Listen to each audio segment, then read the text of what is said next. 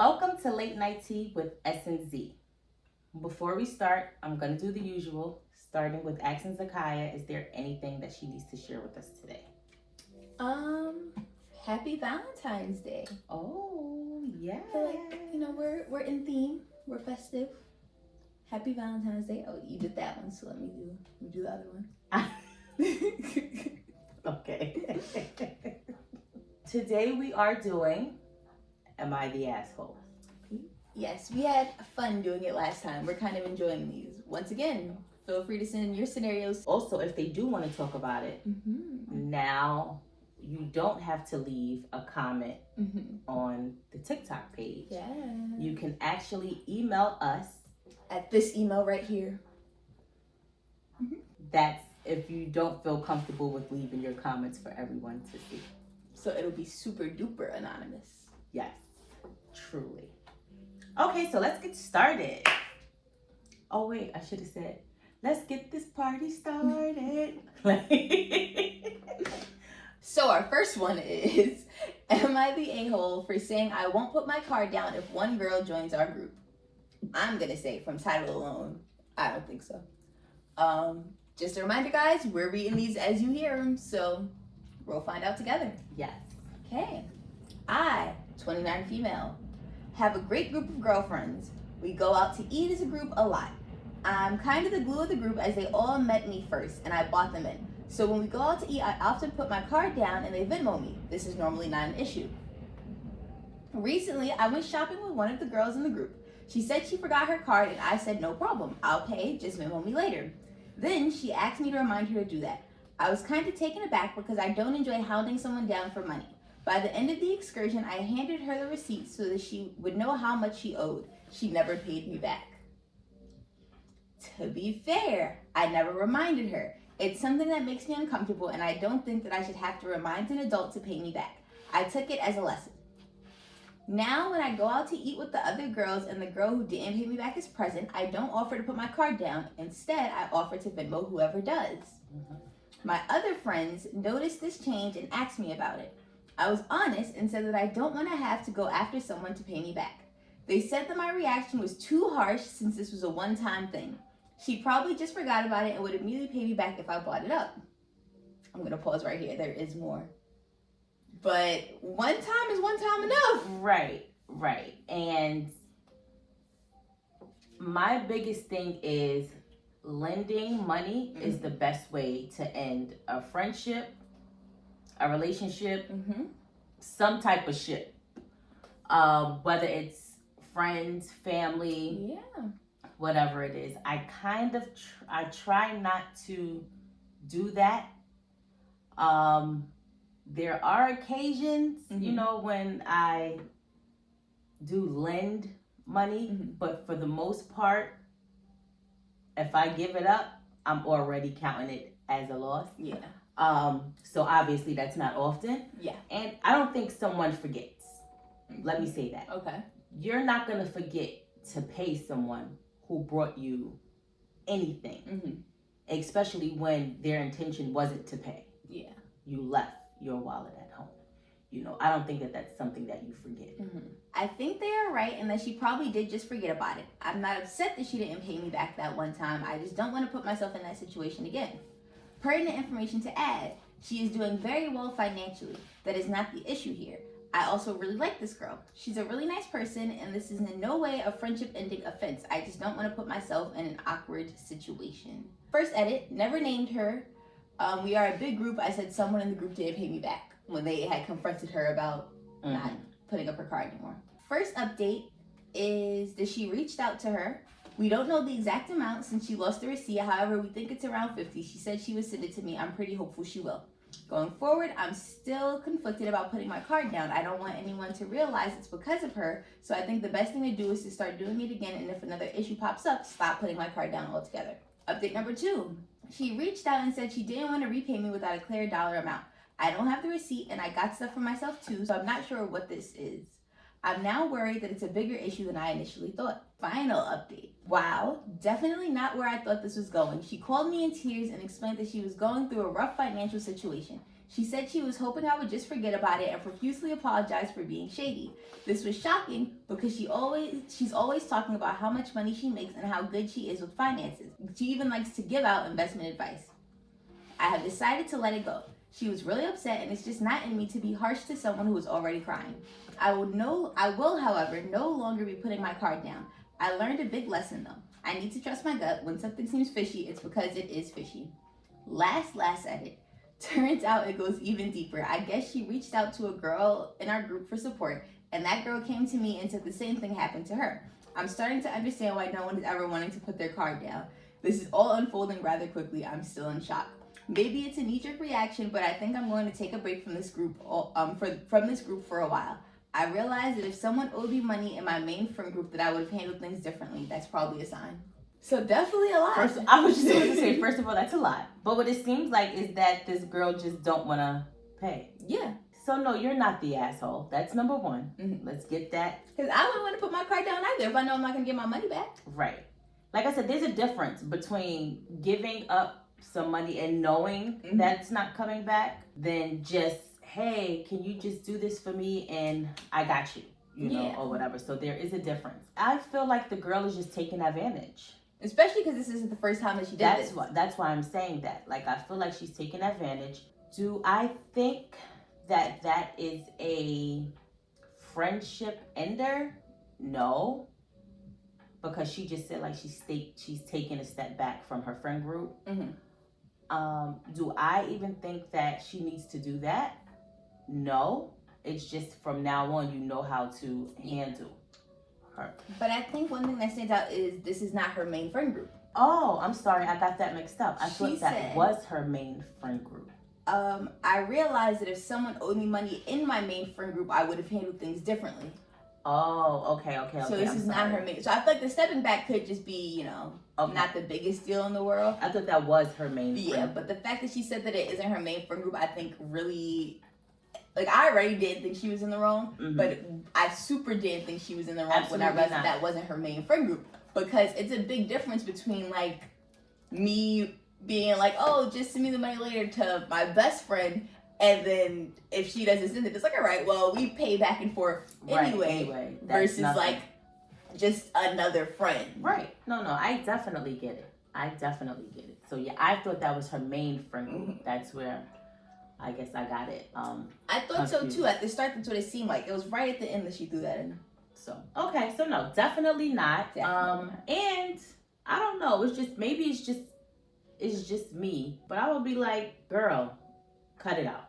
Like, for real. Or next time, basically, she says something about trying to give someone advice on give someone financial advice or something, like, girl, stop it. For real. Even though it's only $50. But stop it. No, I don't think she's an asshole at all. I also don't think so. I feel like, I feel like this was just a weird situation that because this was just like a friend group and not her main friend group, it made it even worse. But I said, like, that's the easiest way to ruin any type of ship, you know. So, okay. On to the next. Yes. Am I the asshole for not coordinating with my ex-wife for trips with my grown children? I don't know, because I don't think you're in the wrong, but also, like, I don't know. Your children are grown, so no. I don't think you're the asshole. But if it's a family trip, then everyone needs to coordinate. Who's in the family? I know, that's what I'm saying. So that's why I said it depends. No, I mean, the only thing off of the topic, going off of the topic, why do you have to coordinate with her? The children are grown. So it's like, but hey, if we're gonna wants to stay at like the same hotel or something, maybe she plans it. We don't know. Maybe he plans it and she's supposed to be a part of it. Ex-wife? If they go, it could be one of the kids' birthdays. Like, it could be anything. Grown children? No, I don't know. I'm thinking, just going off of the topic, I'm thinking he means not coordinating with her. Like, hey, me and the kids are gonna go somewhere and not letting her know. See, that is if like not coordinating. I thought like just straight up not telling. Okay, so let's just see. Okay. So, my ex wife and I have had a bit of a rocky co parenting situation for the last decade. This is mostly due to her challenges with alcoholism, drug abuse, and mental illness, and resulting inconsistency on her part. My kids are now 20 and 22. Starting when they were about 11 and 13, she relapsed after years in AA. The kids moved in with me full time, and her relationship with them and me pretty much fell apart. It was multiple years of constant disappointment for them. And despite trying to coordinate with her, so many broken plans, rescheduled trips, etc., etc. The levels of chaos was ridiculous, and I could write pages about the wacky things she did and the wacky things, right, the kids and I did to try to get her help. When she was doing well, I would try to follow our MSA about alternating holidays, school vacations, etc. When she was doing poorly, I would be left doing everything and have to adjust plans on her not being available. Eventually, I gave up on trying with her. The problem is she doesn't remember all the plans that got screwed up when she wasn't doing well. Plus, I have some resentment that even though I am doing better financially than her, I picked up all the course for college and pretty much everything for the last 9 years. She has now been stable for the last 9 months, but the girls don't live with her, although they do visit her. She recently got mad that I planned a trip with the girls for their college spring break without consulting her. She asked if I can consult with her before making plans moving forward. I don't want to do that because I'm going to stop. What do you think so far? So far, I feel like I'm definitely on his side, because it's like, if she wasn't there, then, like, yes, she's trying now, which is good, but you can't expect him to just try to run everything past you now after almost 10 years of you just not being there. I feel that way too, so I stand by what I said. No, you're not an asshole. Okay, so he says, I don't want to. I'm still pissed about a bunch of the shit she did last time. The girls are old enough to make their own decisions. She is manipulative and would try to meddle in the plans. Honestly, would prefer never to speak to her again. That is kind of harsh. So am I the asshole? I don't think so. For a couple of reasons. I think in general, no, but also the kids are in their 20s. Yes. Which means that, like, that is the main thing. She's literally missed the entirety of their teenage years. Because one of them, I know they said was 20. So I mean, she's been absent. 20 and 22. Absent from ages 10 or 12 to, so that's preteen, teen, and then young adult phase that she completely missed. I mean, not condoning what she's done, but I get, alcoholism, drug abuse, that's all a disease. Definitely. I get it.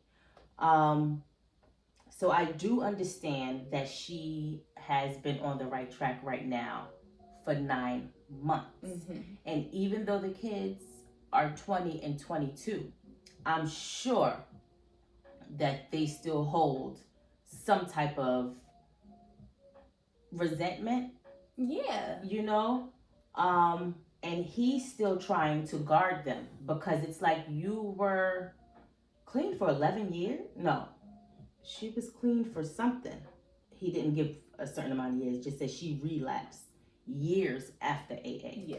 So I'm sure he feels like he has to still guard them because you've only been clean for 9 months. Yeah. So even though 9 months may seem like a long time for her because she's going through it, for them being on the outside, it's like any day now. Yep. So it's like, why should I have to go through this situation with you when a couple of months, weeks, maybe even days, you're not even going to be around? Exactly. It's no point in rearranging plans and trying to accommodate her just for her to do the same thing. And because the kids are in their 20s, it's like, if you want to fix this, you really got to fix it with them. Absolutely. You got to go through them to fix it. Absolutely. Because they're in their 20s. Absolutely.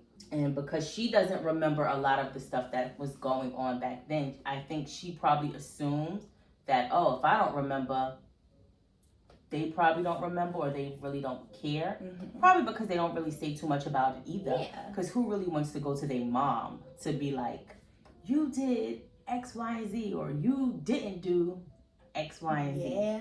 You know, so I don't know. I mean, I still don't think that you're an asshole. Absolutely not. But I do kind of feel bad for her a little bit. A little bit. I guess that's the mom side of me, and it's not like she's not trying. Yeah. So she's trying. I feel something just keeps pulling her back in. I feel like she can't be mad that he didn't consult with her, but I do feel like, you know, if she stays on the right track, maybe she can get reintegrated into their lives. Everything takes time. Exactly. You know, wounds can heal, but at the end of the day, I don't think that there's anything that she needs to be upset about. Definitely not. They're not kids. And you weren't there. So, but he says she's manipulative. Mm-hmm. And would try to meddle with the plan. So that's another thing. It's like, why would I tell you anything? Next thing you know, all of a sudden you gonna go missing. We can't go on the trip because now we gotta go look for you. Like, nah, girl, I'm good. Yeah, could be anything. I'm good. I did forget that part. So no, I don't think that you're an asshole. What I do think is that she needs more than AA. I'm gonna say maybe she's gonna need therapy. Very likely, especially if it's been going on for so long. Right. So she probably needs therapy as well to handle both. Yeah. Alcoholism, mental, you know. Is it mental illness? Yeah.